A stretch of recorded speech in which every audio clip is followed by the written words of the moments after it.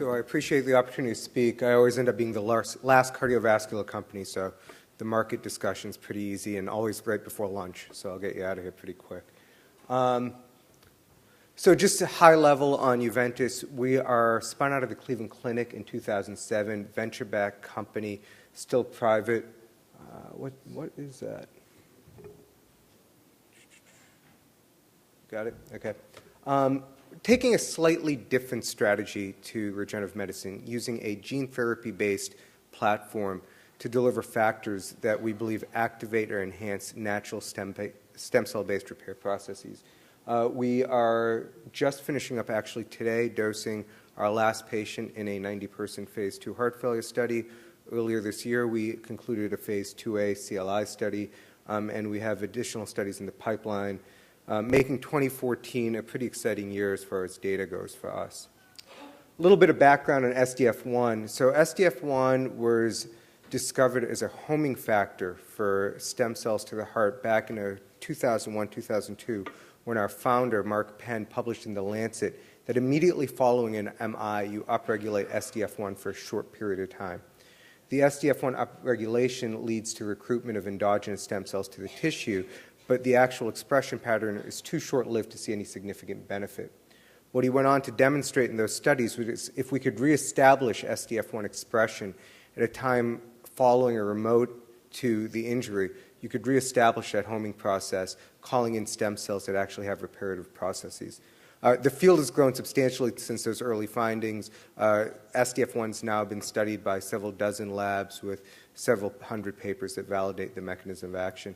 I think most recently one thing that we find exciting is not only does it have homing properties, but when Mark looked at using cells in mice that were non-responsive to SDF1, so these are mice that are CXCR4 null, or missing the SDF1 receptor. If you induce a heart attack in these mice and then deliver mesenchymal stem cells, which would typically have a significant benefit, you lose almost all that benefit, suggesting that not only does SDF1 have homing properties, but it works in a direct trophic way on the tissue. So our solution has been to develop a non-viral DNA plasmid that expresses SDF1 for about 17 days in the target tissue. I think the value proposition we add relative to a lot of the other modalities out there is the product profile in terms of scalability, cost of goods, and the ability to easily put this in the hands of physicians without a lot of complex cell processing. And along those lines, what we argue is that we've really taken this whole process of stem cell therapy and turned it into a potential product. And to put it in perspective, in our clinical trials, SDF1 is delivered and sits in the pharmacy at 4 degrees. And an hour before the procedure, it's pulled out, thawed, and directly injected. So there's really very little intervention needed at the clinical site. I'll talk about this in a little high level. We have heart failure trial just ending using an endoventricular injection catheter, CLI trial that ended earlier this year, another heart failure study that's about to start looking at alternative delivery pathways, and a number of other trials that could be teed up and transitioned into clinic very quickly. I think one of the hardest things for our field, and one of the things we've worked very hard to do, is to focus. One of the things that we're excited about in regenerative medicine is the potential to really have a broad-based impact on a number of disease areas. We have really focused our attention on heart failure and critical limb ischemia. We have packages within other cardiovascular indications that could go very quickly, as well as the potential to act as an adjunct to cell therapy. That said, we do have, I think, very exciting proof of concept data and opportunities that expand well beyond cardiovascular. But we try to attack $1 billion market at a time, so we'll focus on heart failure now. To talk about heart failure a little bit, I won't go over the epidemiology here. I think the companies before me did a very good job of that. There's a reason several of us are working on this indication. It's because it's a large unmet need without a lot of solutions. What we did in our phase 1 clinical trial was we delivered 3 escalating doses of JVS-100 to patients suffering with class 3 or symptomatic ischemic heart failure. The delivery system we used is CE marked in Europe. It has been used in now well over 200 patients. It's safe and allows the interventional cardiologist to do the procedure in about 30 to 40 minutes.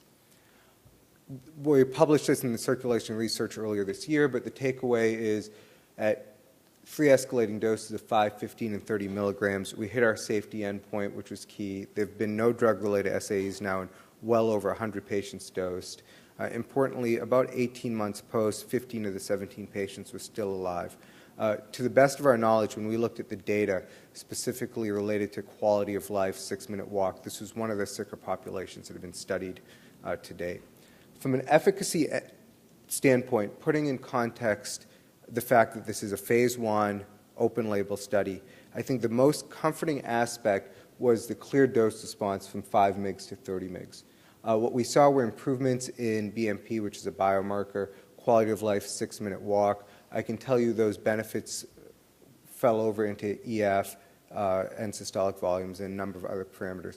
Really, despite being a small sample size, very consistent data. What I quickly learned is when you start the phase 2, no one really cares about the phase 1 anymore. So we have an ongoing phase 2 study right now, just enrolled our 90th patient today.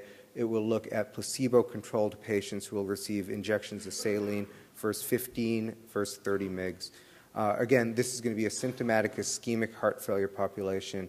On average, 6-minute walks of around 300 meters, quality of life scores in the Minneapolis Living with Heart Failure questionnaire about 50, and all having an EF of well under 40. We should have data, 4-month data from that sometime in Q2 of next year, as well as 1-year data near the end of 2014. We'll obviously be looking at a wide range of data, including hospitalization, mortality, morbidity.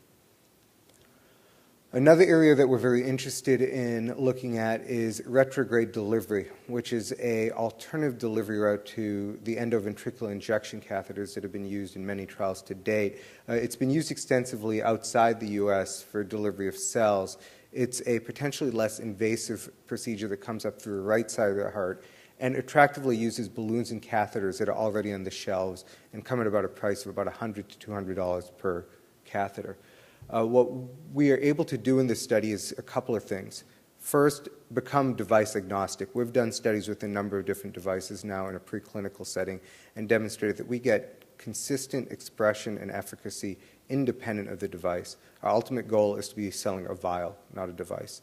The second is we give clinical optionality. With retrograde delivery, you're able to now address a patient population with low, thin walls that would otherwise be excluded from endoventricular injection catheters. On the flip side, the endoventricular catheters allow you to treat patients who are potentially bi-V-paced, whose coronary sinus you may not want to deliver through. So I think having this optionality really provides some flexibility for clinicians.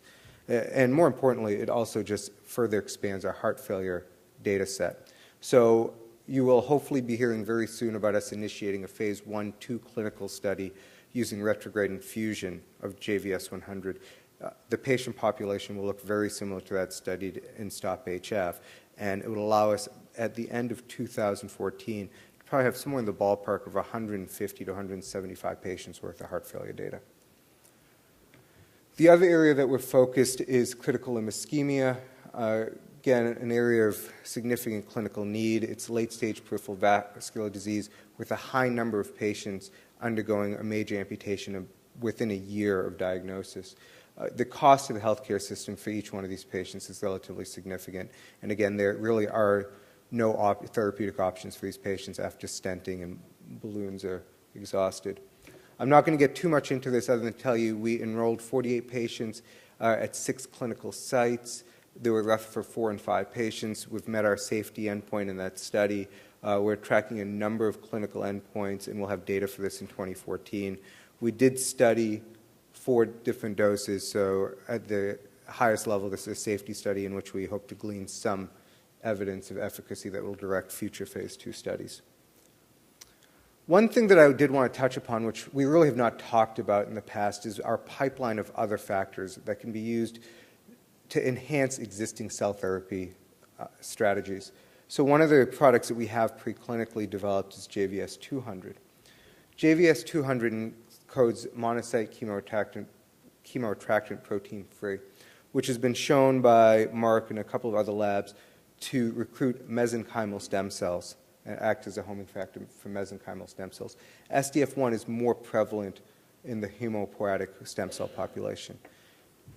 What we know is that MCP3 alone does not provide significant benefit. But when combined with the cell strategy, it allows you to, instead of delivering cells once and getting a plateaued number of cells that exist in the target tissue, you can deliver MCP3 or JVS200 once, and then you can infuse cells over time. And what you get is, by doing that, significantly enhanced retention, significantly enhanced cell survival, and a more robust response to the cell therapy therapeutic. So these are just curves showing MSC recruitment to MCP3.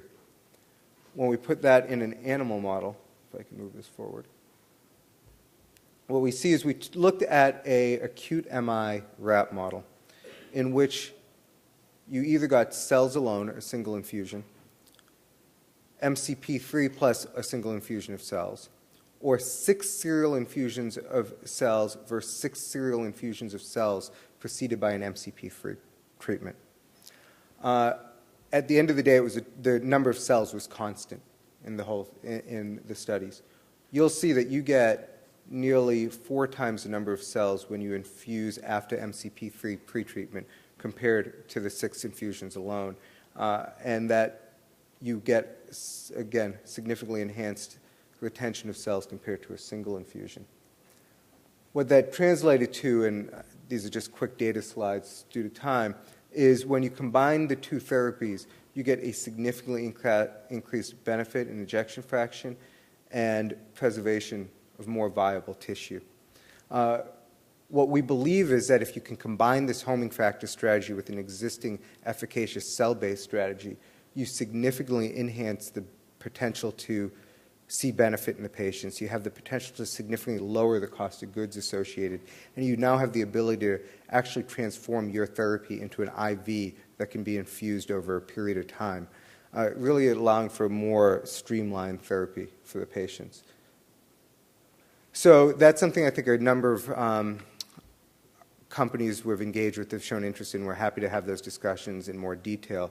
But I think hopefully what I've done is given you a little bit of insight into our lead program, SDF1, JVS100, which we anticipate having a large amount of clinical data for in the next 12 to 18 months. And also just giving you a little bit of hint of other things we're doing on the factor-based side, which can be complementary to much of the work that you guys are doing out there. But with that, I will let you go and enjoy lunch. Thank you.